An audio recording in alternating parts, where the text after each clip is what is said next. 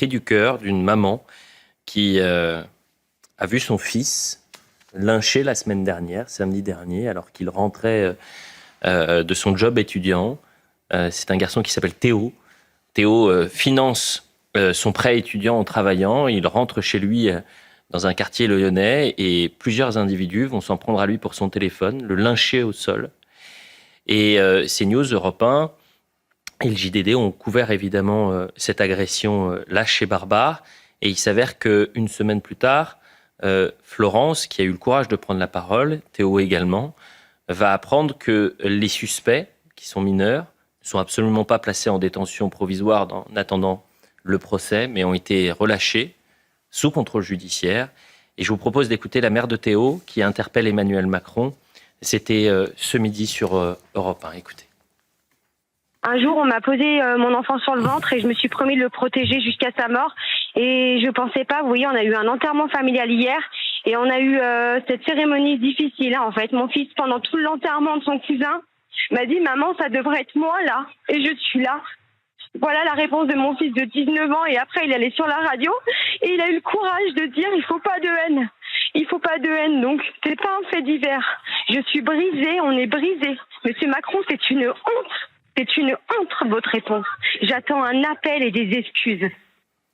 Car depuis le début de la semaine, il n'y a pas eu un appel, pas à un moment, au plus haut sommet de l'État, on a voulu accompagner la maman de Théo ainsi que Théo. Vous dites quoi à la maman de Théo aujourd'hui ?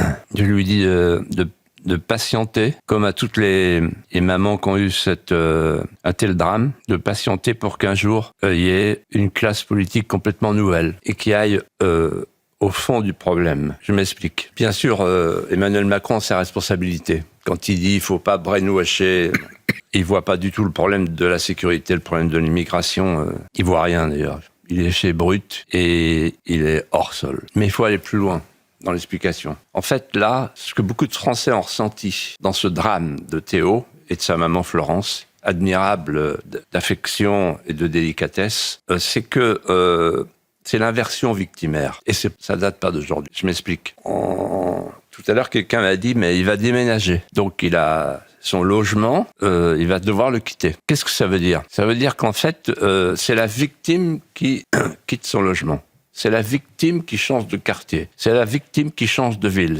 C'est la victime qui, à la limite, se sent coupable. C'est terrible. Et en fait, ça, c'est toute la justice qui est comme ça. C'est toute la philosophie pénale.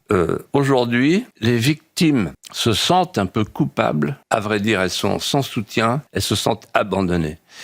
Et les coupables se proclament victimes de la société. C'est le cas de ces jeunes garnements délinquants ou criminels présumés qui, en fait, se pavanent, triomphent, parce qu'ils savent qu'il n'y a plus d'autorité régalienne. Je vous prends quelques exemples pour me faire comprendre. Et c'est ce que dit très bien, d'ailleurs, l'Institut de la justice, que vous connaissez bien, avec le remarquable président Pierre-Marie Sèvres. Vous prenez une victime qui va au commissariat pour porter plainte. Vous remarquerez qu'elle est toute seule, on la fait attendre, et par contre, le délinquant, lui, le coupable, il a droit à un traducteur, à un avocat, à un médecin. Premier déséquilibre, première inversion. Deuxième inversion, deuxième déséquilibre.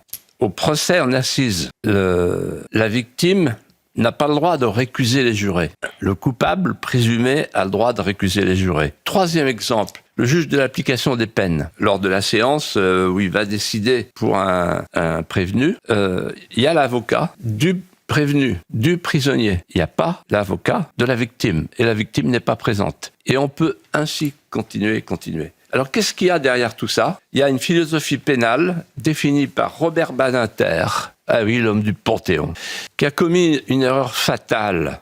C'est-à-dire qu'il a mutilé la société, il a brisé la légitime défense, le principe de légitime défense. Et je le dis au risque de choquer les esprits sensibles, c'était facile d'abolir la peine de mort, c'est très populaire, même si on rétablit la peine de mort en ce moment avec l'injection létale, ça revient à ça. Mais une société, elle a besoin d'être protégée par un principe au sommet des peines qui dit attention, si tu touches un flic, c'est perpète. Et puis si au-dessus de perpète, il y a pire. Parce que moi, fils de soldat, frère de soldat, je dis qu'à la guerre, on a le droit de mettre hors d'état de nuire. Tant qu'on n'aura pas rétabli le droit pour la société de se défendre et de rétablir le droit de mettre hors d'état de nuire, je pèse mes mots, on apparaîtra comme faible, la société apparaîtra comme soumise, et la victime aura toujours le sentiment qu'elle n'est pas tout à fait légitime. C'est terrible ce qui se passe avec Théo. C'est une allégorie. C'est un emblème de la faiblesse du pouvoir politique qui a fabriqué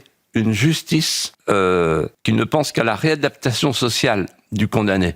Souvenez-vous, en 2014, Christiane Taubira, dans l'article 132 du Code civil, du Code pénal, réécrit par elle, a dit « il n'y aura plus de prison ». Voilà leur idéologie. Voilà l'idéologie de la nouvelle philosophie pénale. Il n'y aura plus de prison. S'il n'y a plus de prison, eh ben les délinquants sont tranquilles. Voilà. Et ils font le pied de nez.